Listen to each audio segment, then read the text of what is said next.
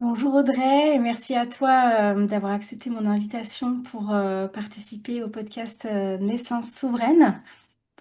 Alors ton histoire à toi, c'est donc tu as eu un troisième enfantement que tu as planifié en enfantement non assisté, en ANA, après deux enfantements en clinique. Je suis assez enthousiaste de qu'on partage cette histoire-là.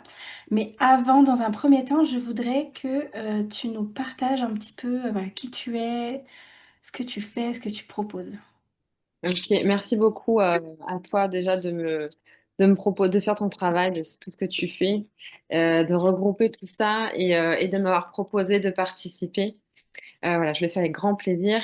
Donc oui, effectivement, je suis maman de trois enfants, maman solo aujourd'hui de trois enfants, dont le dernier qui est né à la maison par choix. Voilà. Qui je suis? Bah, je suis quelqu'un d'assez qui aime la vie en fait. Voilà, j'aime la vie, j'aime les gens et je trouve que ça, voilà, j'ai envie de partager au quotidien avec mes enfants, avec mes amis et avec aussi dans mon travail. euh, la vision de la vie que je partage, quoi, que j'ai. J'adore.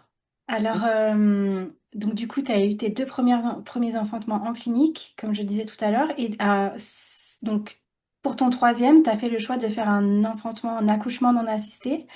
Alors, pour certaines personnes, c'est un choix qui peut sembler assez radical, ou en tout cas voilà, que plusieurs femmes n'osent pas. Qu'est-ce qui, toi, t'a amené à prendre cette décision et à la parcourir? Alors, il y a pas mal de choses qui m'ont amené à faire ce choix d'Anna. Déjà, avant, pour les deux autres, je savais même pas que ça existait, qu'on pouvait accoucher chez soi sans assistante. C'est un terme que j'ai découvert assez tard au final, parce que le troisième enfant, enfin, Ouais. voilà. Donc déjà, le fait de savoir que ça existait, ça t'ouvre les possibilités. Et une fois que je me suis dit, ah tiens, ça existe, mais je me suis renseignée et puis voilà, j'ai cheminé. Donc, euh, ce choix d'Anna, il vient aussi après deux enfantements qui se sont passés en structure. Donc, en structure, pour moi, c'est vraiment, que ce soit clinique ou peu importe, en fait, c'est accompagné avec des équipes médicales. Donc, qui ne sont pas spécialement déroulées comme je l'entendais. Des choix qui étaient pas respectés ou enfin voilà il y avait une démarche d'aller enfanter de manière naturelle. Au début c'était sans péridurale et puis petit à petit j'ai vu que ça allait plus loin que ça. Donc c'est vraiment tout ce cheminement si tu veux de suivre un petit peu le mouvement et en ayant toujours mes convictions de pouvoir être respectée moi et mon enfant pour pouvoir euh, comment dire, accoucher de manière, comme on dit, naturelle aujourd'hui, mais ça, je trouve que c'est trop large. Ce thème naturel, c'est un peu flou. Je sais pas ce que tu en penses. Oui, alors c'est vrai que on peut mettre plusieurs choses dedans, et je pense qu'aussi les personnes ne l'entendent pas de la même façon, voilà, selon leur perception. Euh, et donc effectivement, c'est intéressant, voilà, de parler de l'AAD, de l'ANA. Mais du coup, dans ce que tu partages, j'entends que c'était vraiment une volonté, en tout cas, d'être respecté dans le processus d'enfantement. Ouais. Ouais. Et j'ai cheminé sur mon souhait de départ pour mon premier. Donc j'avais 25 ans quand j'ai accouché. Je me suis dit, ben, ma maman a accouché de ses quatre filles sans péridurale. Je vois pas pourquoi je le ferais pas moi. Et Oui. je suis partie comme ça, un peu la fleur au fusil, on va pas se mentir. Et puis à 10 ans, quand on parlait de sang péridurale, on parlait un peu chinois. Donc je suis partie de là. Évidemment, j'ai eu la péridurale. Je dis évidemment parce que j'ai pas été soutenue. Euh, et puis j'ai cheminé au fur et à mesure. Le deuxième, je voulais que ça soit à la maison. Puis finalement, on l'a fait quand même en structure parce que le papa était pas rassuré. Donc je me dis quand même sans péridurale. Et puis enfin, ça s'est bien passé sur le papier, ça s'est très mal passé pour moi. Et du coup, c'est là que j'ai vraiment fait la différence entre accoucher sans péridurale et accoucher physiologiquement. C'est deux mondes différents. Tout à fait. Et du coup, là, j'ai fait ce choix d'arriver à l'ANA quand je me suis dit, ben, en fait, ça existe, je peux le faire comme ça. C'est pour moi, en fait, ça me correspond à moi. Qu'est-ce qui a fait que tu t'es pas arrêté à l'AAD, à l'enfantement à domicile, c'est-à-dire enfanter physiologiquement en présence d'une sage-femme, Parce que dans cette prise de décision au ouais, départ? j'ai compris que les sages-femmes qui font les accouchements à domicile, il y a plusieurs facteurs qui m'ont amené sur ce chemin par rapport à elles. C'est que déjà, elles sont pas nombreuses. Et puis, elles ont énormément de pression de la société. Elles sont pas soutenues, elles n'ont pas d'assurance et quoi que ce soit. Donc, du coup, s'il y a n'importe quoi qui se passe pas bien, elles prennent toute la responsabilité de l'enfantement. Donc, il y en a qui le font, il y en a qui sont sereines avec ça, mais il y en a qui font le choix d'accompagner à la maison, mais qui restent quand même beaucoup dans les protocoles et qui ont besoin d'intervenir sur l'enfantement. Et ça, moi, j'en voulais pas. Trouver une sage-femme qui accepte d'être juste là, au final, pour dire, moi, je suis là au cas où, mais je te laisse faire. Mm. C'est difficile. Il n'y en a pas beaucoup qui arrivent parce qu'elles sont formées au problème, hein, quelque part, à Oui, savoir agir quand il y a un problème. oui, Donc, oui. le choix d'Anna, c'était vraiment ça. Je veux pas qu'il y ait quelqu'un qui se sente responsable de mon enfantement. Et je veux pouvoir être libre. Je veux pas avoir de surveillance avec un monito parce qu'il y en a qui le font à la maison. Je veux pas qu'il y ait une sage-femme qui me dise, attends, fais voir où on en est. Tiens, mets-toi comme ci ou mets-toi comme ça. Peut-être que ça aurait pu m'aider, mais je pense que j'ai peut-être aussi réagi par rapport à mes enfantements précédents et je me suis dit, là, en fait, si jamais en gros, ça se passe pas tout comme j'aurais aimé, c'est ma responsabilité. C'est moi, en fait. Je veux pas que ça soit quelqu'un d'autre qui décide pour moi. Et est-ce que tu étais prête, qu'est-ce que tu te disais du coup si à un moment donné ça se passait mal pour une raison ou pour une autre ou tu avais tu vois, une peur, un dérapage qui Alors, pointait? j'avais vraiment totale confiance en Yes. moi et en mon bébé. Et après, j'ai quand même balisé sur l'organisation. Je me suis dit, bon, en se renseignant sur l'ANA, il y a beaucoup de récits, et donc il y en a qui sont ultra positifs, et puis il y en a d'autres qui vont faire remonter des peurs, à savoir des signalements, ou quand ça se passe pas bien, justement, c'est des personnes qui sont pointées du doigt. On te dit, mais comment tu fais pour déclarer? C'est plus que ce qui va autour, en fait. C'est même pas l'enfantement en Oui. soi, hein. C'est plus ce qui va autour. Et je me suis dit, bon, moi, j'ai pas envie qu'on m'embête. Et puis, si jamais il y a quoi que ce soit, d'abord, ça va rassurer le papa. Et puis, moi, ça me permet voilà, d'avoir un dossier. J'ai fait parce que ça, je ne te l'ai pas dit encore. J'ai fait le choix d'être suivie avec une sage-femme euh, qui respectait mon choix d'Anna. Oui. Donc, j'étais suivie avec une sage-femme qui était là au cas où. Donc, j'avais quand même quelqu'un à appeler, à contacter, qui me suivait et qui pouvait intervenir s'il y avait besoin. Oui. Pour moi, ça, c'était ma roue de secours. Et c'est la chance que tu as pu t'offrir quelque part, parce que c'est sûrement encore plus rare de trouver des sages-femmes qui sont OK pour ça, quoi. Ouais, mais ça, tu vois, Aujourd'hui, j'ai compris. Sur le coup, je savais pas. Mais aujourd'hui, j'ai compris que on attire à nous ce qu'on vibre. Donc, quand tu es déterminé et que tu sais où tu vas attirer les bonnes personnes. Et Ouais. c'est ce qui s'est passé. Yes. Et alors pour cet enfantement, donc quel a été le suivi que tu fait avec cette sage-femme et quelle a été la préparation que tu t'es offert? Alors, pour le suivi, donc j'ai choisi cette sage-femme-là. C'était assez épique parce que au tout début où j'ai su que j'étais enceinte, je savais qu'il fallait que je trouve une sage-femme et il fallait pas que j'attende au cas où elle me dise non, je peux pas, j'ai plus de dispo. Donc du coup, j'ai tout de suite, j'ai dit premier truc que je fais, je pose le cadre, je trouve une sage-femme qui va faire mon suivi aussi de grossesse parce que je voulais être tranquille aussi pour le suivi de grossesse et pas subir comme j'avais pu l'avoir pour les précédents voilà, des suivis hyper médicalisés avec des gynécos et avec aussi déjà beaucoup d'interventions extérieures. Donc j'ai fait ce choix-là d'avoir un suivi avec une sage-femme qui pratique les accouchements à domicile et, si possible, qui me suivrait pour l'ANA. Et du coup, j'ai cherché des sages-femmes et c'est pas la première que j'ai contactée et les autres, elles ont refusé de me suivre sans savoir mon projet. Mais du coup, c'est sur elle que c'est tombé. Donc, j'avais cette sage-femme-là qui me suivait, avec qui le feeling est très bien passé tout de suite. On a fait très peu de... Enfin, on a vraiment juste rempli le dossier. Tu vois, Ouais, c'était vraiment... on a fait, je crois, je sais plus combien de rendez-vous on a fait, mais on a fait régulièrement des rendez-vous. Il n'y a pas eu de toucher, tu vois, vaginaux ou quoi que ce soit. C'était très respectueux. C'était vraiment un échange de où t'en es. Tu te pèses, non, c'est pas grave. Bon, ça a l'air de bien se passer. Enfin, tu vois, c'était vraiment, c'était cool. confiance. Ouais, Ouais, et ça change beaucoup de choses, hein, déjà. oui, oui. Ouais. Bah oui, Donc, parce qu'effectivement, on cultive pas un peu de l'anxiété potentielle même.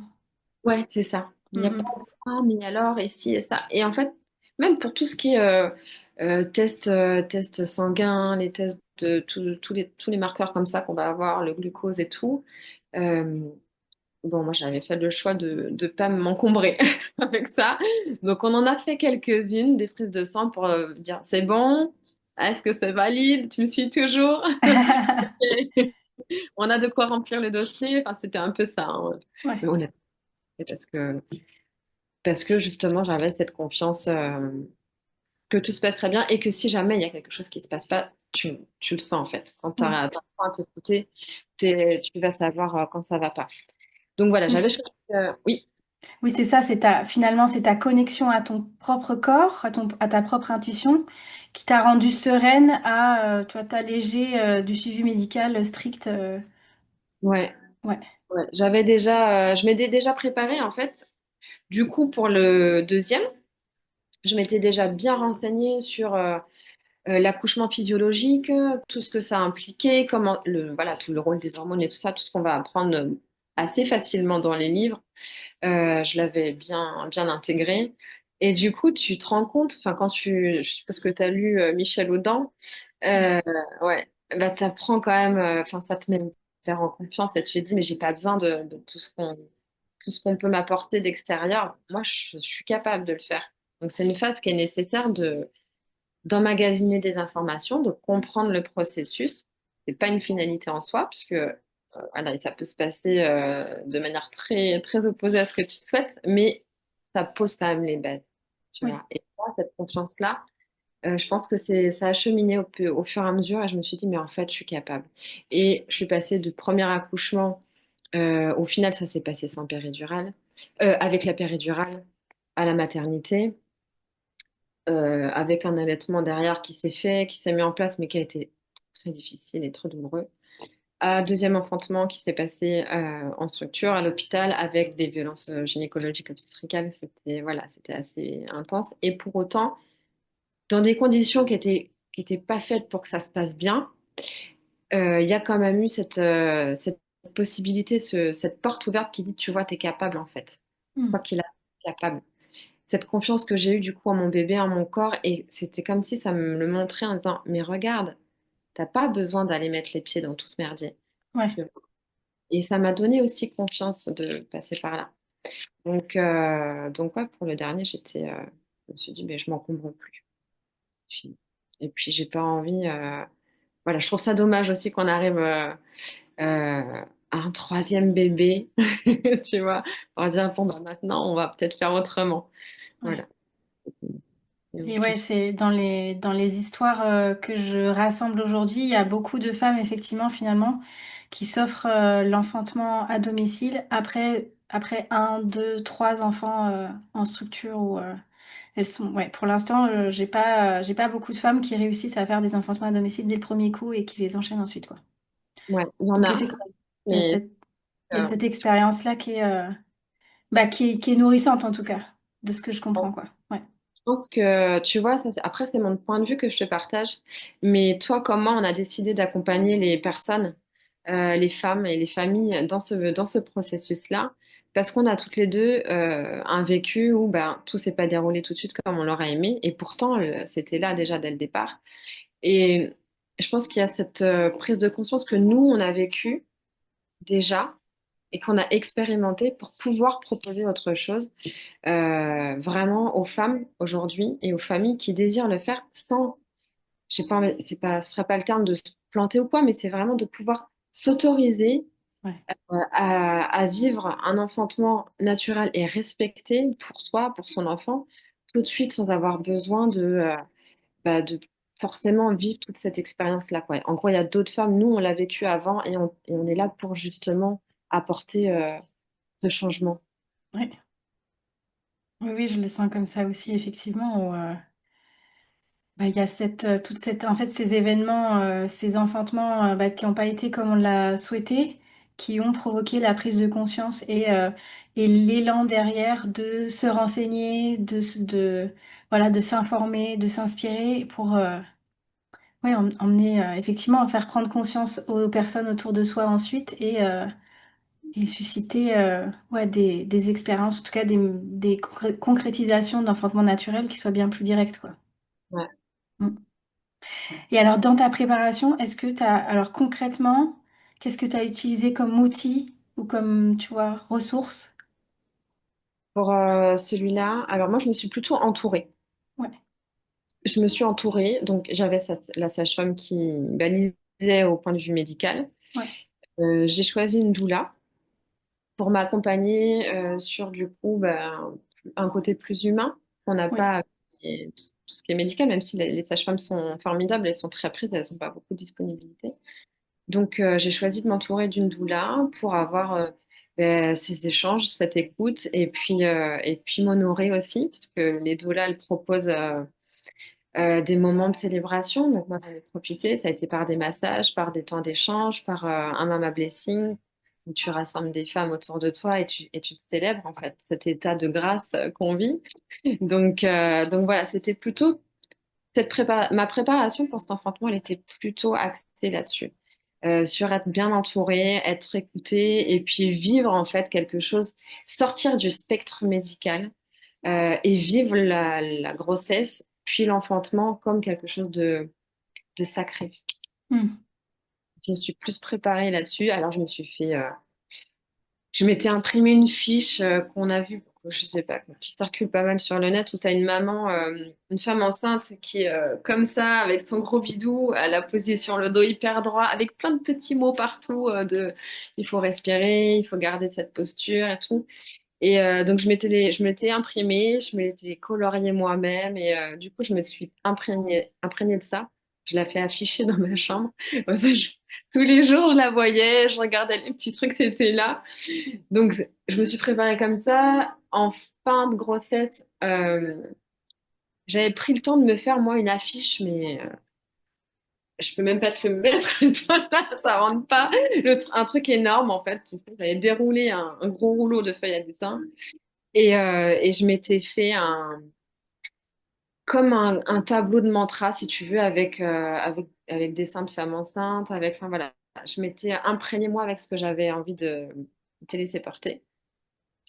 Et il y avait plein de choses qui étaient positives, qui étaient venues me porter, que j'avais affichées, placardées dans mon salon le dernier mois en mode full, on se shoot à tout ça. Et ouais, c'était plus des préparations de je sais faire, mon corps sait faire, je me relie aux femmes en fait qui l'ont fait avant moi et c'était vraiment dans cette optique-là que je me suis préparée. Oui, donc finalement, c'était nourrir, faire grandir ta foi en ta capacité, finalement. Ouais. Mm. Ouais. Et alors, du coup, est-ce que dans les personnes et dans le soutien que tu t'es offert, est-ce qu'il y avait d'autres personnes et bon, j'entends un petit peu, je voulais te demander quel soutien a été important et déterminant pour toi. Bon, j'ai l'impression que tu nous en as un petit peu parlé. Est-ce qu'il y a autre chose?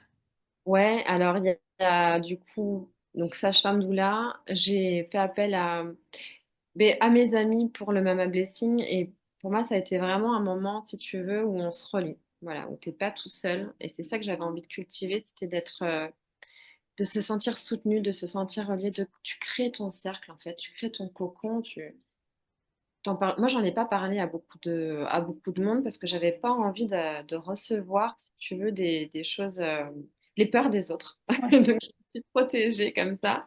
Et j'ai nourri, au contraire, le positif. Donc, il y avait mes amis en cercle restreint. Euh, je parle pas beaucoup du papa, mais je reviendrai plus tard. Voilà, il était là, mais ça a été c'était une présence, mais c'était moins un soutien. Ouais. Euh, et j'ai aussi fait appel à ma maman. Je lui avais demandé assez tôt si elle était OK, en fait. Ma maman, elle habite pas, enfin, moi, j'ai pas de famille autour de moi. Donc, j'avais demandé si elle était OK de venir, d'être présente chez moi avant et après, enfin, avant, pendant et après, si tu veux, pendant plusieurs semaines pour pouvoir me seconder, être présente avec mes enfants et puis pouvoir aussi prendre un peu la main après l'accouchement pour pouvoir m'offrir un temps de repos. Donc voilà un peu mon équipe de, de soutien, c'est ce qui m'a soutenue vraiment. Et il y a aussi autre chose que j'aimerais rajouter, c'est justement le groupe Facebook d'Anna dans lequel j'avais mis les pieds avant, qui m'a ouvert les perspectives et qui a été très nourrissant sur tout ce qu'il y avait à faire, à mettre en place ou pas d'ailleurs. Enfin voilà, c'était vraiment une grosse ressource pour moi. Ok, donc j'entends vraiment que ce qui a été important, c'est un peu la culture de ton mindset, j'ai envie de dire, et en même temps, enfin, j'ai l'impression que tu as manifesté aussi par l'entourage que tu as rassemblé autour de toi qui soutenait cette croyance finalement. Enfin, tu vois, cet état d'esprit. Ouais. En fait, je pense qu'il n'y a pas une personne, quelque chose qui se démarque d'une autre. Enfin, tout a sa place, si tu veux. Pour moi, c'est vraiment comme un maillage, tu Mm. vois. Ça, on a besoin de tout. On peut pas, c'est ma vision, hein. Séparer, dire, bon, bah, moi j'ai mon mindset, effectivement, c'était nécessaire, mais ça suffit pas, tu vois. Et j'avais mon entourage et c'était nécessaire. Et c'est ensemble, en fait, c'est chacun avait son utilité et a fait que ça a pu se réaliser, tu vois. Ouais, j'adore. Alors du coup, est-ce que tu veux bien nous partager le récit de cet enfantement-là?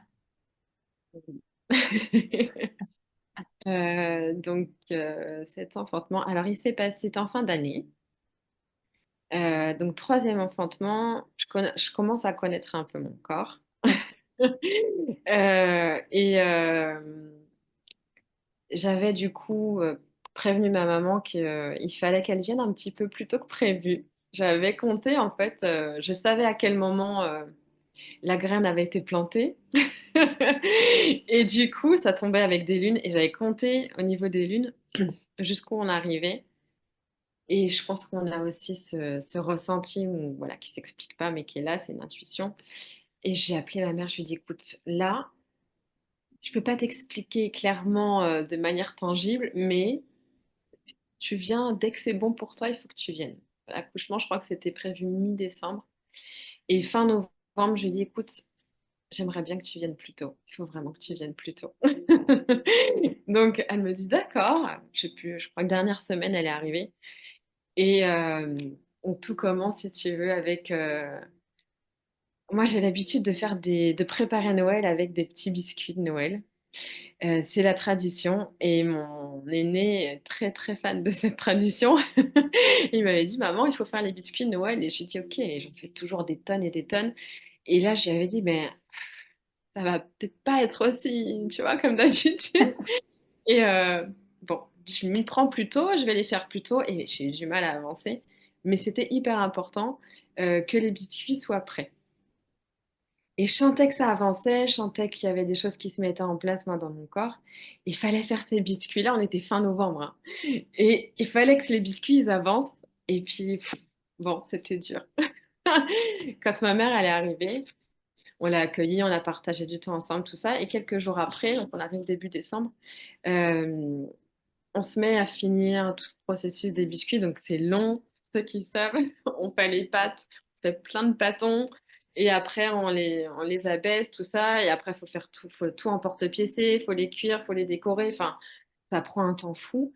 Et donc on était partis là-dedans et j'embarque ma mère et je lui dis, bon, je fais aussi des biscuits, je lui dis, il faut que tu m'aides parce que je m'en sors pas, ça fait trop de boulot, puis physiquement, ça commence à tirer un peu. Et du coup, il y a un mercredi, je lui passe le relais, c'était la fin du processus de biscuits. Et je lui dis, bon, il faut que ça soit terminé, ça serait bien que ça soit fini. Et en fait, j'ai passé l'après-midi, je crois, sur le canapé parce que je sentais que ça commence à être dur. J'ai dit, je suis fatiguée. Je te passe le relais, je te dis qu'est-ce que tu fais? Tu fais des biscuits. Ok. Pourquoi je parle de ça? Une fois que les biscuits ils étaient finis, les contractions un peu plus... Voilà, j'ai commencé à sentir des contractions dans mon corps et je me suis dit, ah, c'est intéressant, il y a des trucs qui se mettent en place. C'est comme s'il fallait que il y en a d'autres, il faut que la valise de la mat, elle soit prête ou je ne sais quoi, ou que le ménage ou que la maison, elle soit nickel. Bah moi, c'était les biscuits, il fallait que les biscuits soient prêts. Et je m'en suis rendu compte après, c'était mon truc, c'est ça, c'est important. Une fois que c'est lâché, on peut mettre autre chose en route. Ouais. Du coup, mais le jour même, ça, les contractions se sont mis en place en fait. Et le soir même, je crois que c'est ouais, c'est ça, mercredi.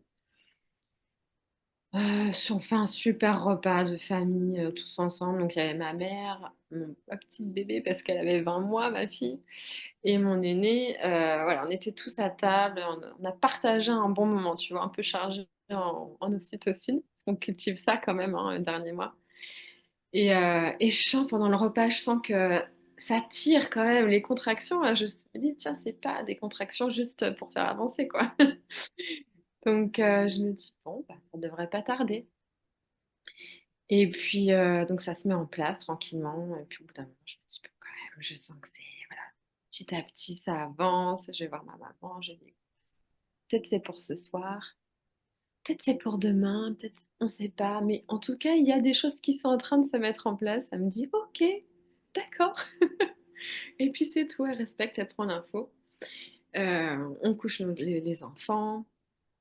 Et puis assez rapidement, je me dis, bon, je vais me reposer et puis je verrai. Et secrètement, j'espérais que ça arrive le lendemain quand les enfants seraient à l'école et que je serais peinard à la maison et que je pourrais me balader autant que je veux chez moi. Eh ben non, pas du tout. Le travail s'est vraiment mis en place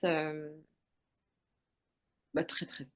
Les contractions douloureuses sont arrivées très très vite. J'ai dû aller me coucher vers 23 heures en me disant, je vais prendre des forces. Et ben que dalle.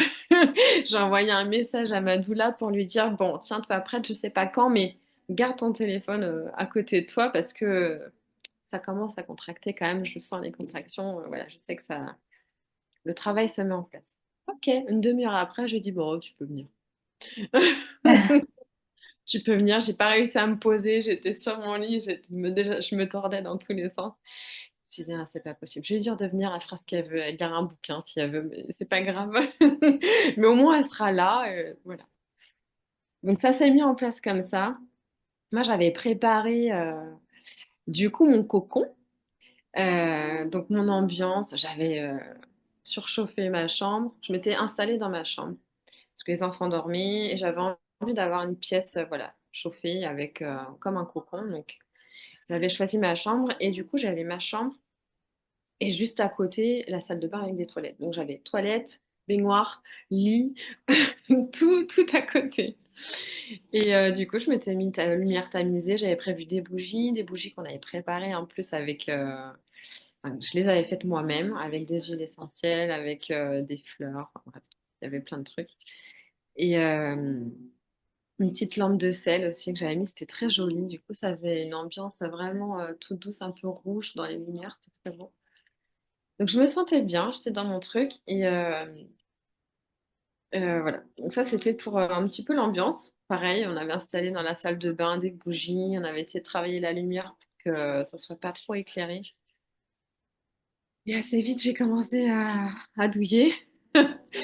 Et là, j'ai demandé à mon chéri, j'avais dit dans la soirée, écoute, ça serait bien que tu sois tranquille sur la fumée de ce soir parce que j'aurais peut-être besoin de toi. Bon, et à ce moment-là, je me suis pris un mur. Il m'a dit, c'est pas le moment. Donc, du coup, je me suis sentie un peu seule. Et bon, voilà, faut savoir que dans mon couple, c'était déjà bof bof à ce moment-là. Donc, et puis lui, il avait un petit peu la trouille, je crois, de ce projet-là. Il me soutenait, il m'a laissé faire. Il a compris qu'il n'avait pas trop le choix, mais il n'a jamais réussi vraiment à raccrocher et à kiffer le moment autant que moi. Ouais. Donc il était là, pour lui c'était important qu'il soit là, il voulait pas être à côté et en même temps il savait pas trop comment faire. Mm. Donc ça a été très différent du deuxième où il était avec moi, c'était une découverte pour lui, il avait vraiment envie qu'il se passe quelque chose de fort et ça a été le cas et pour cet enfantement-là j'étais vraiment toute seule. Donc il était présent physiquement, mais il y avait quand même une grosse distance entre lui et moi et je l'ai ressenti. Du coup les contractions sont mises en place, j'ai essayé de trouver des manières de soulager la douleur. Avec justement lui, je lui avais demandé d'être là, comme il m'avait beaucoup aidé avec des points d'acupression qu'on avait fait déjà pour ma fille. Donc je comptais sur lui, mais en fait, il n'y avait rien qui fonctionnait. Donc je me suis un peu battue contre moi-même. Mais ça, c'était dans la tête. Mm. J'étais, m'étais dit, faut que je lâche prise en fait. Donc je savais qu'il fallait que je lâche prise. Et en fait, c'était un tourbillon de pensées incessants qui étaient présents. Du coup, j'ai eu beaucoup, beaucoup de mal à lâcher prise. Donc, je me battais contre moi-même, toute seule, avec mes contractions. J'essayais de trouver une position où ça pouvait gérer à peu près. Et en fait, je crois que pendant tout le long, j'ai un peu subi, quand même. Ouais. Parce que même si je savais que je savais faire, etc., tu vois, j'avais cette confiance en moi dans le processus et tout ça. Et pourtant, j'ai eu beaucoup de mal à lâcher prise parce que c'est quelque chose que j'avais pas travaillé. Et Ok. donc voilà, ça a fait son chemin. Ma doula, elle est arrivée, elle a regardé comment elle pouvait m'aider, puis elle avait eu du mal aussi à se positionner. C'était la première fois qu'elle assistait aussi à un enfantement comme ça à domicile en Anna. Euh, donc voilà, elle était là, mais elle savait qu'elle devait m'accompagner, mais pas trop intervenir. Donc elle était là plus en support. À un moment donné, elle m'a proposé d'aller préparer la baignoire pour que je puisse aller me mettre dans l'eau et voir comment on pouvait soulager. Donc elle s'est plus occupée de l'organisation annexe, tu Ouais. vois. Voilà. Donc à un moment donné, bah, j'ai fini par aller dans l'eau. Ça a duré un temps et franchement, la baignoire, c'est bien, mais je pense que les piscines d'accouchement sont beaucoup plus adaptées que la Mm. baignoire. La baignoire, c'est dur Ouais. parce que c'est pas adapté. Toi, tu peux pas vraiment te positionner comme tu veux. Donc ça, pareil, hein, je l'ai senti. J'ai eu l'eau chaude et tout ce qui allait avec l'eau, mais le confort, il était pas du tout. Mm. Donc j'étais pareil dans ma petite baignoire, dans ma salle de bain comme ça, et pareil, j'ai senti l'intensité des contractions qui, voilà, ça montait, il y a des sons qui commencent à arriver, et à un moment donné, je supportais plus être dans l'eau, donc j'ai bifurqué dans ma chambre. J'étais avec mon peignoir, je suis passée dans la chambre avec mon peignoir et j'avais chaud. Je me suis mise sur mon lit en mode je viens mon peignoir, donc je sortais du bain, j'étais nue, complètement nue. Et mon chéri, il était là, il essayait de me recouvrir. Et moi, j'étais là, mais viens-moi ce truc, ça me gêne. Donc, il était là, il essayait de m'aider, mais il n'y arrivait pas. Et ma doula, elle était là. Et pareil, elle assistait. Et à ce moment-là, je crois que c'est un tambour. Je vais pas redemander, mais je crois que c'est un tambour. Je sais plus si c'était un tambour ou un bol. Enfin, elle avait amené quelque chose, si tu veux, pour me guider. Elle a commencé à mettre ça en place. Donc, un son comme un récurrent, quoi, comme Ouais. un tic-tac, là. Oui. Euh, Et là, ça m'a fait, mais ça a duré quelques secondes, tu veux. Ça m'a recentré sur pas entre ce que je ressens et qui est en train de prendre le dessus sur moi, parce que la douleur, si tu luttes, en fait, c'est dur et c'est ce qui Ouais. est en train de se passer. Et en fait, quand elle a commencé à faire ça, ces sons comme ça m'a, ça m'a recentré vraiment. Ça n'a pas duré longtemps parce que mon chéri avait la trouille que les enfants se réveillent, même si ma mère était là pour ça. Mm. Du coup, il a demandé à ce que ça stoppe tout de suite. Donc, bon, j'en ai pas profité longtemps, mais je me suis dit, ah, ça aurait été cool. Donc, après, ben, franchement, voilà, contre moi-même, j'ai envie de te dire, jusqu'au bout. Je pense que j'ai traversé ma phase de désespérance à ce moment-là, où ça monte en intensité, ça monte. J'étais sur mon lit, à quatre pattes. Je pense que c'est indescriptible de te dire dans quelle position j'étais. Mm. C'était la douleur qui prenait le pas sur moi à ce moment-là. jusqu'à un moment où c'est comme s'il y avait un déclic, tu vois, cette phase de latence où tout s'arrête, Ouais. il n'y a plus rien. Ça a duré quelques minutes. Je sentais que j'avais besoin d'aller à la salle et que j'étais gênée aussi. Et à ce moment-là, je me suis levée, je me suis dit, bon, peut-être ça me gêne aussi, tu vois, le fait de vouloir aller à la salle, de sentir aussi qu'il y avait mon chéri qui était là et qui n'était pas à l'aise, ça me dérangeait. Mm. Et du coup, je les ai laissés. Je les ai laissés dans la chambre. Je dis, bah, je vais me remettre toute seule dans mon coin parce que ça m'apporte rien, tout ça. Je suis allée me mettre aux toilettes. Je me suis arrivée face à mes toilettes, vraiment. Je me suis pas assise aux toilettes comme on s'assoit aux toilettes. Je suis arrivée face à mes toilettes, en marchant tranquillement, mais comme s'il n'y avait plus rien, quoi. Et là, je me suis adressée à mon bébé. Et je lui ai dit maintenant, là, ce truc de lutte comme ça, je dis ça s'arrête, c'est fini. Je dis tu viens maintenant. Je l'ai appelé. Et c'est moi qui parlais, mais c'est comme si c'était pas moi, quoi. Mm. J'étais guidée à ce moment-là. Donc je l'appelle et je lui dis maintenant tu viens.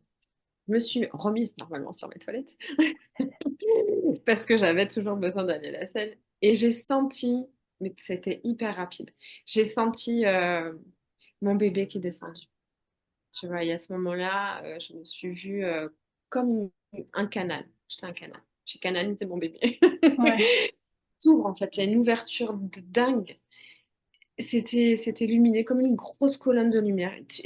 Moi, j'ai senti et je l'ai vu intérieurement, si tu veux. Je l'ai senti descendre. Et après, je l'ai senti dans mon corps, du coup. Ça a été instantané. Je suis descendue de mes toilettes. Je me suis mise sur le tapis. On avait prévu de quoi protéger avec des alaises et tout ça. Et voilà, je me suis mise là et en fait, j'ai senti que c'était maintenant qu'il sortait, quoi. Et là, tu sens que ça pèse, ça appuie et je me suis dit, bon, tu luttes plus maintenant, c'est fini. Donc je me suis mise à hurler, tu sais, pour accompagner en fait ben, là, le bébé qui sort. Bon, là, pour le coup, c'est pas moi qui ai décidé, c'est le corps qui fait tout seul. Et ma sage-femme, elle a entendu, elle m'a expliqué après. Elle s'est dit, ah, là, on va peut-être y aller. Du coup, elle est venue avec mon chéri, elle l'a aidé, elle lui a dit, tiens, tu te mets derrière, moi je reste en face, tout ça. Donc à ce moment-là, j'étais plus toute seule. J'étais comme accroupie, si tu veux, un peu suspendue sur mon tapis. Lui était derrière, ma doula était devant et moi j'étais ultra focus sur ce qui se passait en fait. J'ai laissé mon bébé arriver et puis j'ai laissé faire en fait. Mon bébé est arrivé, je crois, en deux poussées, accompagné avec des sons puissants, hyper puissants. Mon bébé est arrivé, je crois qu'il y a une première fois la tête qui est arrivée. Et donc du coup, ils l'ont vu, c'était là, ouais, c'est bon, elle est là et tout. Et mon chéri il voulait que je la rattrape. Et en fait, moi, j'étais en train de me tenir moi-même, si tu veux, pour pas m'écrouler, parce que t'es pas dans une position, tu tiens pas vraiment sur tes jambes, hein. Ouais.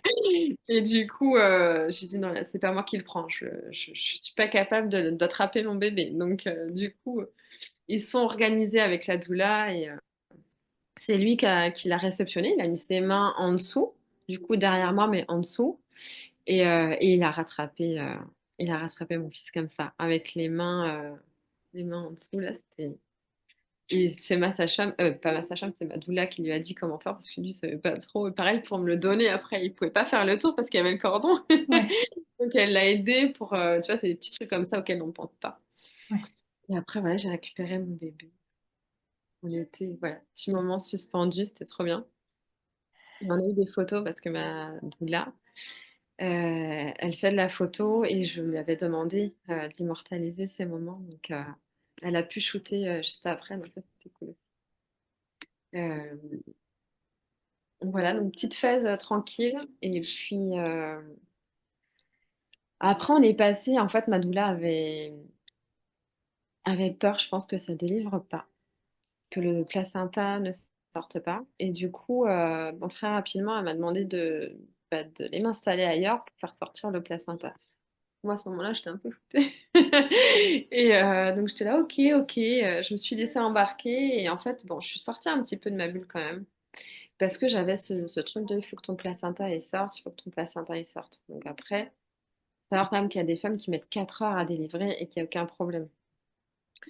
Mais bon, à ce moment-là, je pense on n'avait pas assez parlé avant, assez mis au clair avant sur comment ça se passerait. Donc, le placenta sortait pas. J'avais voulu aller retourner dans le bain et elle m'a dit non, non, non, il faut pas retourner dans le bain, il peut y avoir des risques. Et moi, chaque fois, il peut y avoir des risques. Bon, bon, d'accord, je retourne pas, mais j'avais envie de retourner dans l'eau, tu vois. Donc, Mm. bon, bref. Du coup, je voulais quand même prendre ma douche, je voulais quand même avoir ce truc avec l'eau. Donc, on a fini par s'installer tranquillement, essayer de faire des livrets. Et puis, au bout de je sais plus combien de temps, euh, on a, on a coupé le cordon. C'est passé quand même un petit moment, mais on a fini par couper le cordon pour que je puisse aller prendre ma douche. Et bah, eux, ils avaient le bébé. Donc, le cordon, je sais plus comment on l'a. C'est des trucs. C'est pas important pour moi. Et en fait, pendant tout ce moment-là, où moi j'étais pas du tout dans l'organisation, ma sage-femme a été prévenue. Une fois que, je sais plus, c'était en fin de processus d'enfantement, ou je sais plus à quel moment elle a été prévenue, mais je sais que ça n'a pas été tout de suite.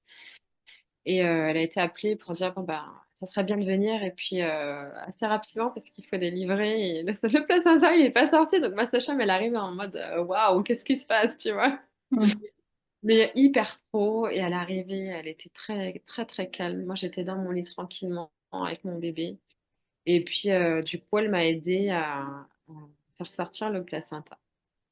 Donc là, pour le coup, c'était un peu moins naturel, j'ai envie de te dire. Elle a été hyper respectueuse. Pareil, je pourrais pas te dire tous les détails parce que je crois que j'ai un peu fait abstraction. Je sais que c'était pas hyper agréable. Mais du coup, c'est elle voilà, qui a aidé le placenta. Et puis après, voilà, on était tranquille dans la chambre. T'es dans ton lit, j'avais de quoi manger, de quoi boire, j'avais mon bébé avec moi. Et puis il y a eu des soins qui ont été proposés, mais toujours dans la pénombre, toujours dans bon, on va faire ça, tu vois, genre poser, faire des choses, mais hyper respectueux, hyper tranquille en fait. C'est vraiment quand c'est bon pour toi, si c'est bon pour toi, tu me dis, on fait, et puis voilà, ok. Merci beaucoup pour ça. Alors,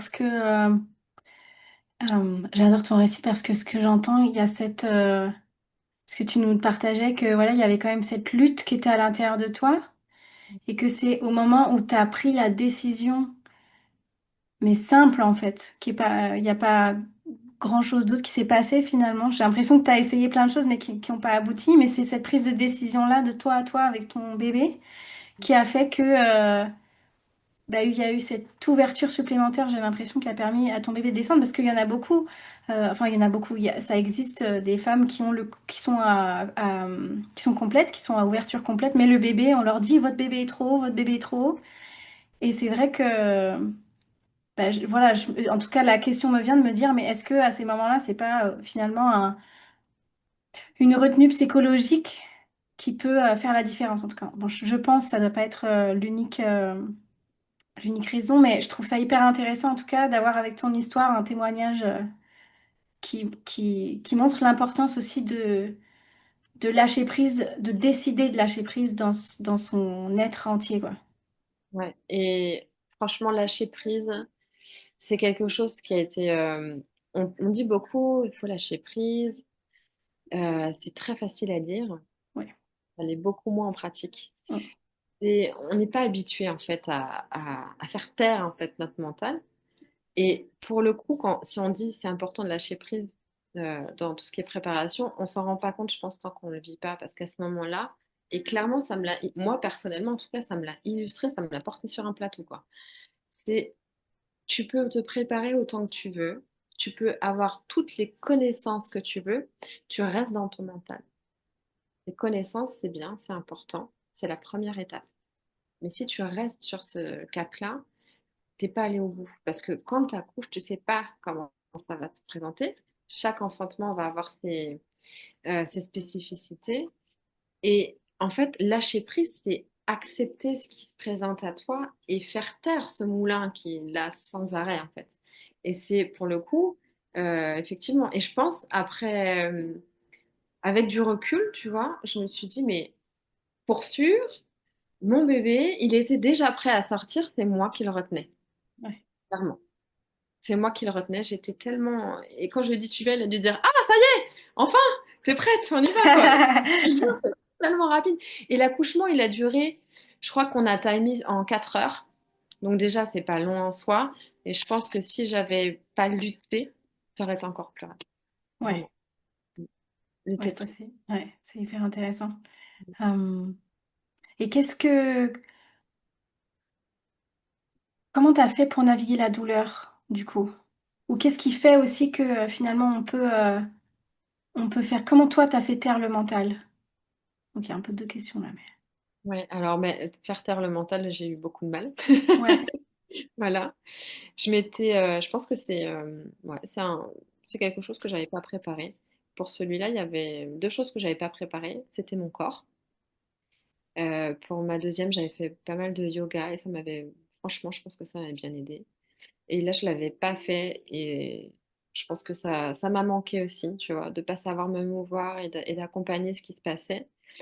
Et faire taire le mental, ça a été, en fait, j'y suis pas arrivée toute seule, tu vois. ouais. Parce que justement, j'étais trop en lutte, parce que je m'étais pas entraînée euh, à lâcher, à calmer, en fait.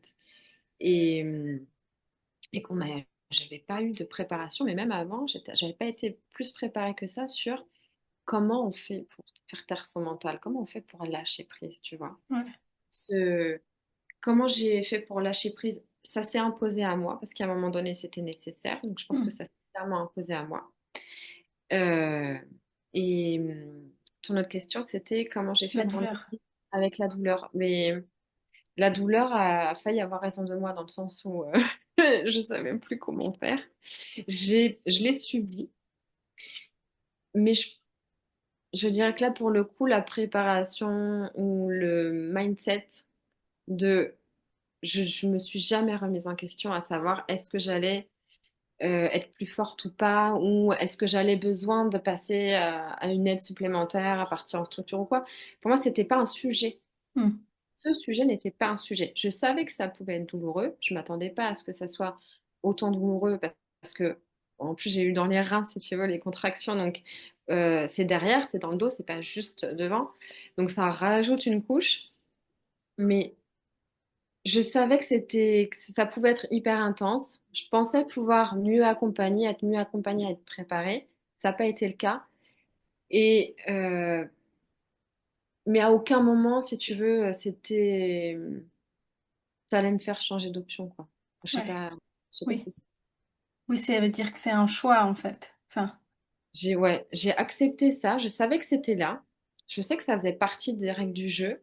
ouais. Après, il y a des personnes qui arrivent à accoucher en extase, si tu veux. Je sais que ça existe et qu'il y a des gens, et que du coup, soit c'est que tu as déjà un état d'esprit qui va dans ce sens-là naturellement, ou tu as une démarche personnelle, tu as déjà cheminé dans cette direction-là, ou tu as décidé de travailler dessus grâce à ton souhait d'accoucher plus naturellement, etc. Hmm. Si c'est pas naturel chez toi ou que tu n'as pas fait ce choix de te préparer, c'est compliqué d'y arriver. Oui. Et c'est ce que j'ai vu. Voilà, donc la douleur, c'est pas obligatoire, mais ça fait partie des possibilités. Euh, donc après, accepter la douleur.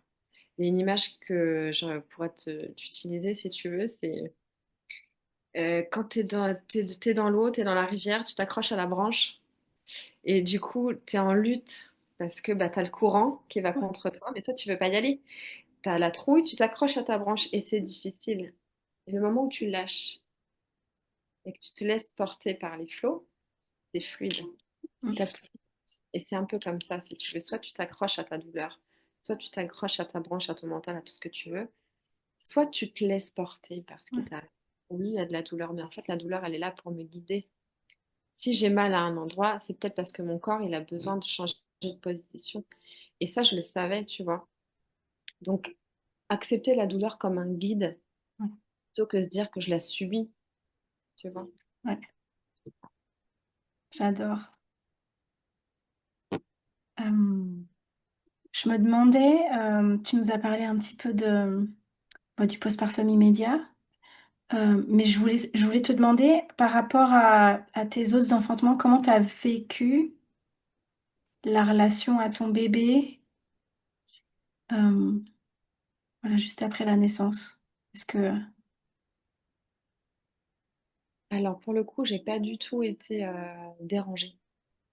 Je me suis pas sentie dérangée. Et là, je l'ai vraiment senti. Après, je vais répondre à plusieurs questions parce que je crois qu'il y a plusieurs questions. Euh, la préparation de mon postpartum, pour le coup, je me suis vraiment préparée à ce postpartum déjà Yes. avec cette équipe de ma maman qui était présente pour prendre le relais pour que je puisse être vraiment disponible pour mon bébé. Euh, je voulais rester un maximum de temps dans mon lit, allongée, pour pouvoir respecter justement mon corps, qui puisse avoir le temps de se remettre, et cette proximité avec mon bébé. Je voulais pas avoir à faire d'autres choses que de m'occuper de mon bébé, même si j'ai d'autres enfants. Ma priorité, c'était de rester en connexion et de créer cette connexion en fait directe avec mon bébé. C'est vraiment là qu'il y a des choses qui, si tu veux. Donc j'avais fait ce choix-là et je m'étais préparée en conséquence. Donc tout ce qui était médical, j'ai la sage-femme qui repassait plusieurs fois pour faire des examens, pour vérifier que tout allait bien. Elle a fait aussi du resserrage du bassin directement avec ma doula, elles sont reliées. Donc j'ai eu des soins, mais chez moi. Donc j'étais pas dérangée, j'avais pas besoin de sortir, j'avais pas besoin de m'apprêter, j'avais pas besoin de faire tout ça. Donc beaucoup moins de fatigue au final. Euh, J'avais pareil pour les repas, ma maman me préparait des repas et elle me les apportait, elle faisait des plateaux repas. Donc j'étais voilà, comme à l'hôpital, mais en mieux. Hmm. Tu vois, t'es pas dérangée pour des trucs que t'as pas envie, t'entends pas les bébés des autres pleurer. Voilà, j'étais tranquillement chez moi avec tous les services que j'avais choisis moi. Et du coup, j'étais disponible pour mon bébé. Donc ça, pour moi, ça a fait vraiment une grosse différence. Je n'ai pas été fatiguée. Ouais, J'ai pas ressenti de fatigue. J'étais vraiment avec mon bébé tout le temps. Il dormait, je dormais. Il se réveillait pour téter, je le mettais au sein. Et puis, en fait, c'est moi qui me suis adaptée à son rythme. C'est moi qui l'ai suivi. Et j'étais, je pense, je crois que ma mère, elle est restée 15 jours.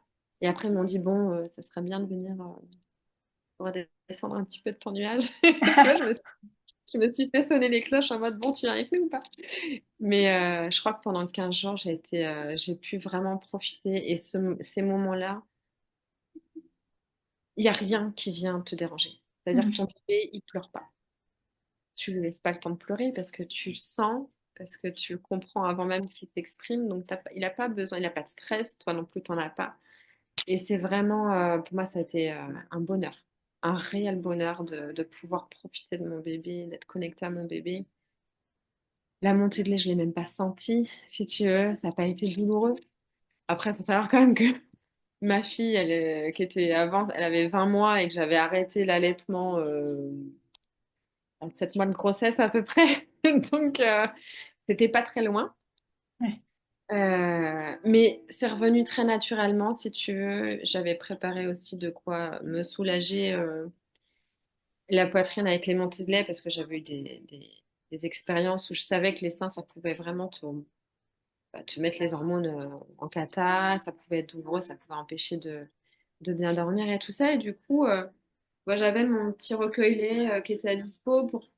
En fait, j'ai viré les problèmes. Je me suis dit, ça c'est bon. J'étais sur un groupe aussi de Facebook sur l'allaitement où si j'avais la moindre question, je pouvais demander. Ouais. Et puis, je sais pas si je vais trop loin, mais Non, non, voilà à c'est peu près, parfait. C'est précieux. voilà à peu près le postpartum, quoi. Je savais qui sonner si j'avais besoin.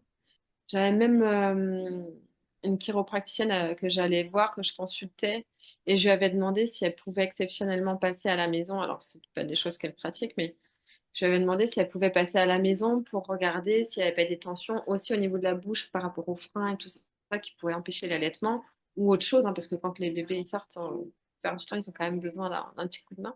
Ouais. Et du coup, voilà, maman, elle est passée à la maison avec grand plaisir. Elle était super contente de pouvoir assister à ces moments-là. Donc, vraiment, c'était voilà, l'équipe, l'équipe était au top. Mm. Et du coup, ça s'est super bien passé.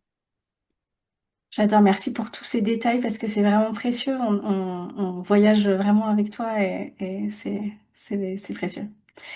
Ce que je voulais te demander maintenant, c'est euh, avec ton recul aujourd'hui, quelle a été la transformation que cet enfantement a opéré en toi, s'il y en a une?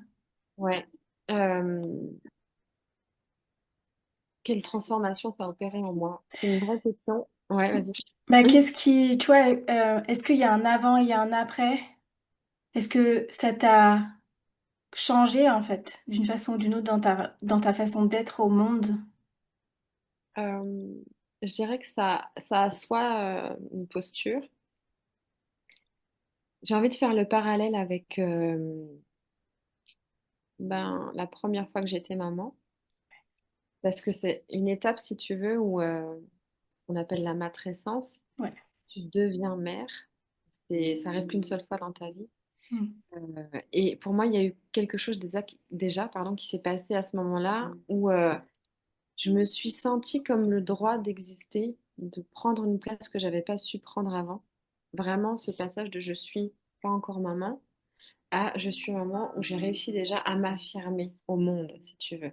Parce que j'avais comme une légitimité de dire j'ai j'ai un petit être en fait qui est sous ma responsabilité et je me dois de m'affirmer pour lui, tu vois. Mm. Ça avait déjà été une grosse étape pour moi à ce moment-là. Et du coup, pour Lana, enfin, suite à cet enfantement-là, c'était encore autre chose. Et j'ai pas tout téléchargé tout de suite, si tu veux. Mm. Mm. Il y a des choses qui sont venues et qui ont été éclairées après. Tu vois, notamment, bon, sur le coup, tu dis, bah oui, je suis capable, tout ça, donc tu es content. Et puis, je suis contente de pouvoir vivre quelque chose que j'ai choisi. Donc ça, déjà, c'était important pour moi. Et au-delà de ça, en fait, j'ai envie de te dire, les enseignements que ça m'a apporté, encore il y a peu de temps, il y a encore des choses qui sont arrivées, tu vois. Donc là, il a 3 ans. Ça continue d'émerger après, sur tout ce que ça peut apporter, en tout cas ce que ça a pu m'apporter à moi. Ouais. J'ai envie de te dire, cette étape où j'ai senti mon bébé, donc ça a été assez immédiat, ce moment où j'ai senti l'ouverture, où j'ai senti mon bébé descendre en moi.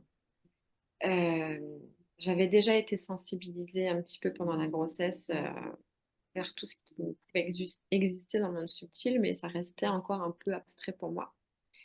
Et de le vivre, c'est comme si ça venait apporter.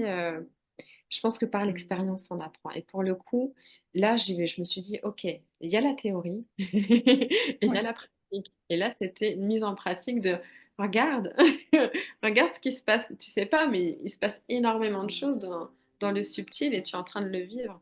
Donc, ce moment-là où on est très, très connecté au monde d'en haut, tu Ouais. vois, là où il est notre bébé avant d'arriver, ça m'a beaucoup appris. Ça m'a autorisé à voir plus grand, tu vois, et à voir aussi que j'avais cette capacité de me connecter à ce monde-là. Donc ça, c'était, je trouve, enfin, moi j'adore. Quand j'y repense, Mm. j'ai vécu à ce moment-là. Tu peux le chercher autant que tu veux, mais ça arrive. Et d'avoir pu le vivre, tu vois, contrairement aux deux autres, ça m'est pas arrivé, je l'ai pas ressenti. Je me suis dit, mais j'ai quand même eu la chance de vivre ça au moins une fois dans ma vie, Ouais. de ressentir cette connexion hyper puissante de, voilà. T'es là, pour le coup, tu es vraiment un pont entre les deux mondes. Ouais. Donc, ça a été vraiment extraordinaire de vivre cette expérience-là. Mm. Après, donc, il y a ça. La confiance, ça a confirmé, si tu veux, la confiance que j'avais en moi et en... Je fais des choix en fonction de mes valeurs, mes décisions. Je suis capable de faire un choix et de le mener, si tu veux, vraiment jusqu'au bout. De dire, Mm. ça, c'est quelque chose qui me parle, que j'ai dans les tripes, et je suis capable d'aller au bout, tu vois. Et ça me sert encore aujourd'hui de dire, ben, même s'il y a de la difficulté, euh, quand tu es décidé, quand tu sais où tu vas, peu importe ce qui se passe autour de toi, straightforward, tu lâches pas. Tu vois? J'adore. Ouais. Donc ça m'a vraiment, ouais, je trouve que ça m'a pas mal appris par rapport à tout ça. Et il y a autre chose aussi. Du coup, je te disais, j'ai pas beaucoup parlé du papa. Mais je vais t'en parler maintenant parce que je trouve que ça, c'est quelque chose qui m'a appris aussi. Euh, le papa était complètement largué Ouais. euh, dans l'expérience et notre couple était déjà pas très, très fort avant. Moi, j'ai essayé de l'amener avec moi, si tu veux, dans ce projet-là. Et bon, ça a fait chou blanc. Voilà. Je lui ai parlé du groupe d'Anna sur lequel j'étais et à ce moment-là, ils avaient même fait un groupe d'Anna pour les papas pour qu'ils puissent se soutenir entre eux et tout. Bon, il n'a pas adhéré. Donc moi, j'ai envie de te dire, j'ai fait tout ce que j'ai pu, mais après, je peux pas cheminer pour lui. Non. Donc, il a respecté mon choix, mais pour autant, il a pas raccroché, il n'a pas adhéré. Et j'ai vraiment ressenti l'impact que ça a de cheminer euh, dans quelque chose d'assez fort. À quel moment tu peux être soudé dans ton couple à ce moment-là, et je pense que tu peux réellement renforcer ton lien quand tu vis la même chose. Et à l'inverse, quand c'est pas le cas, il y a un fossé qui se crée, si tu veux. Ça vient marquer qu'il y a un truc, on n'est pas en connexion. Et Mm. ce manque de connexion, je l'ai ressenti fortement pendant l'enfantement, où je me suis sentie seule, du moment où je lui ai dit, va peut-être falloir que tu sois prêt là, où je me suis fait, voilà, je me suis pris le mur, non, c'est pas le moment, d'accord, c'est pas moi qui ai choisi. Après, le soutien que j'avais besoin, ce cocon d'amour, en fait, cette sécurité que j'attendais, sécurité affective que tu attends de la part de ton partenaire. J'étais OK de ne pas l'avoir s'il n'y avait pas besoin, mais j'ai quand même ressenti en fait que c'était pas là, si tu veux. Mais au-delà Mm. de c'est pas là, c'est pas là, mais ça renvoie à autre chose. J'ai compris après, c'était ses peurs, sa trouille à lui en fait, qui transpirait et que moi je captais. Donc l'importance du papa ou du compagnon ou de la personne, voilà, du numéro 2 dans le couple, euh, l'importance d'être en alchimie ensemble ou pas, ça fait beaucoup de différence.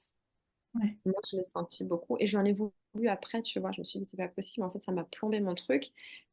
Après, j'ai continué mon truc et je me suis dit, non, sur le coup, j'étais fâchée.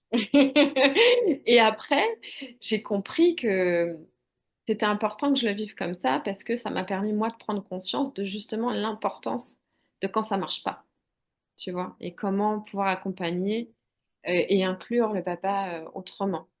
Il n'y a Ouais. pas grand-chose pour les papas. Donc, avec du recul, ça m'a apporté aussi sur ce point-là. Dans mon travail, j'avais déjà envie d'accompagner les mamans dans leur projet pour qu'elles puissent être respectées et les enfants, parce que pour moi, les enfants, les bébés qui arrivent aussi, ils ont besoin d'être respectés dans ce moment-là. Donc j'avais tout ça et il me manquait un élément, tu vois. Et le fait d'avoir vécu cette difficulté supplémentaire, ça me l'a mis en face. Ça m'a mis en face de mais ça, c'est important aussi, tu l'as pas envisagé, Audrey, tu Oui. vois. Donc ça m'a apporté tout ça. Et, après, c'est très riche quoi, mais Ouais. Oui, donc du coup, effectivement, c'est la préparation à l'enfantement physiologique, c'est quelque chose qui se fait bah, pour toute la famille en fait, en considération de chaque membre tout le monde a, ouais, tout le monde a, tout le monde arrive avec ses trouilles. ouais, Tout le monde vit le moment. Et oui, c'est le bébé, il est dans le corps de la femme. Oui, c'est elle qui porte la vie et c'est elle qui va enfanter. On peut le faire tout seul. Il y a des mmh, femmes qui choisissent d'être toutes seules et ça se passe très très bien. Mais je pense qu'on avait besoin, nous, en tant que femmes, de comprendre qu'on est capable de faire, de ne pas remettre le pouvoir à l'extérieur. mmh, Mais pour autant, ça peut hyper bien se passer si on a cette responsabilité de dire c'est moi qui suis responsable de mon corps, j'attends rien de l'autre. Et pour autant, le soutien, la puissance du soutien qu'on peut mmh. avoir quand on fonctionne ensemble, c'est rien à voir. Ouais, bien sûr, ouais. Ouais, Donc oui, on peut le faire tout seul. Et il vaut mieux des fois le faire tout seul que, comme on dit, mal accompagné. On est d'accord là-dessus. ouais, Mais il y a beaucoup de papas aussi qui souffrent de de pas savoir comment se positionner et de se sentir du coup en décalage aussi après dans le couple, hein. Mm. Quelque chose qui perdure après. Et donc ça, c'est mon expérience. Et puis j'en ai recueilli aussi pas mal qui vont dans ce sens-là. Du papa qui, ben lui, il est spectateur, il a envie d'être là. Et il n'y a personne qui lui dit, mais tiens, en fait, tu as vraiment une place. Quelle est ta place, tu vois? Ouais. Merci beaucoup pour tout ton partage. Si tu avais un conseil à offrir aux parents qui ont ce rêve-là, tu sais, d'enfantement bah, en autonomie, j'ai envie de dire, en tout cas non médicalisé voilà, complètement naturel, qu'est-ce que tu aurais envie de leur dire? Il y avait 3 points, tu vois. Il y a vraiment, pour moi, il y a 3 choses qui sont essentielles. Dans un premier temps, effectivement, c'est nécessaire de s'informer. Donc, aller prendre l'information, savoir comprendre ce qui se passe dans notre corps pour pouvoir être sereine, si tu veux, pas être surprise et pas prendre les fausses croyances des autres. Donc, s'informer vraiment pour savoir où on met les pieds et pour comprendre ce qui est bien pour nous et ce qui ne l'est pas. Et du coup, une fois qu'on est bien informé, les doutes, les questions des autres, ça reste aux autres. Hmm. Tu vois. Donc ça te permet d'être assise dans ta posture. Que quand tu sais pas et qu'on vient te dire, ah oui, mais peut-être que ça peut être dangereux, tout ça, ça te déstabilise. Donc s'informer, pour moi, c'est essentiel à ce niveau-là, tu vois. Ouais, Euh, il y a- la deuxième point, c'est pratiquer. C'est-à-dire que tu vas te préparer mentalement, tu vas apprendre, tu vas digérer toutes ces informations. Ensuite, tu vas mettre en pratique, du coup, tout ce qui est préparation à la naissance, pour moi au sens large, c'est-à-dire que ça va être, tu vas te préparer, tu vas préparer ton corps, tu vas choisir ce que tu veux pour préparer ton corps, mais tu prépares ton corps, euh, tu prépares ton mindset ouais. et tu prépares aussi, si tu veux, aussi sur tout ce qui est plus large, tu vois. Pour moi, c'est, on peut dire la spiritualité, mais c'est vraiment s'ouvrir à qu'est-ce qui se passe au-delà de tout ça, parce que c'est quand même un passage où on est quand même amené, je trouve, à se poser ces questions-là. Donc, il y a pratiquer, c'est ancrer au quotidien.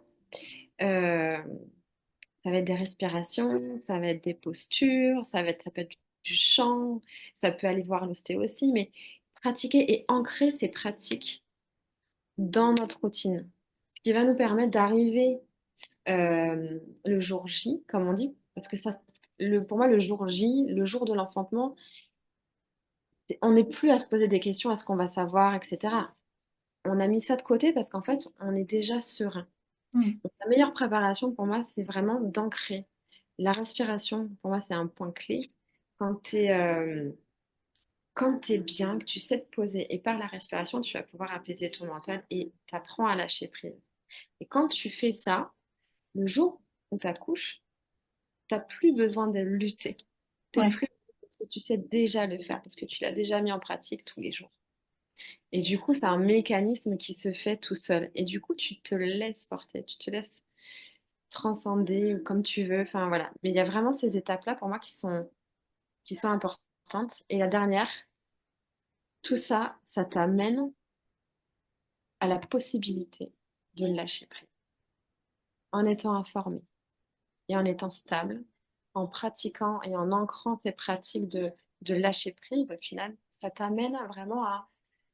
Tu n'es plus en train de réfléchir comment ça va se passer, comment je vais gérer, est-ce que je me positionne bien, est-ce que je respire bien. Mais là, c'est difficile parce qu'il y a d'autres paramètres à la douleur, tu ne sais pas comment elle va arriver. Et Hmm. ce lâcher, il va aussi dans le sens où je ne sais pas comment ça va se passer. Je ne sais pas combien de temps ça va mettre. Je ne sais pas comment je vais recevoir les contractions. Je ne sais pas où je serai. Je ne sais pas avec qui je serai.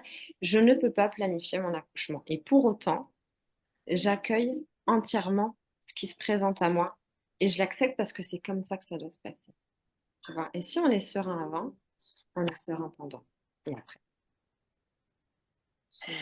Merci infiniment pour tout ton partage. C'est hyper riche et c'est précieux à plein d'égards. Donc, je suis vraiment ravie d'avoir créé cet épisode avec toi. Merci beaucoup, Audrey. Et puis, avec grand plaisir de te retrouver dans tes prochains espaces d'accompagnement. On pourra mettre les liens en dessous de cette vidéo. Je te remercie encore et puis je te dis à bientôt pour la suite alors. Ça marche. Merci beaucoup à toi pour cet espace et j'espère que ça pourra aider aussi du coup tous les parents qui auront envie de qui seront là et qui pourront l'entendre. Mm. C'est déjà là. Merci beaucoup. Merci à toi.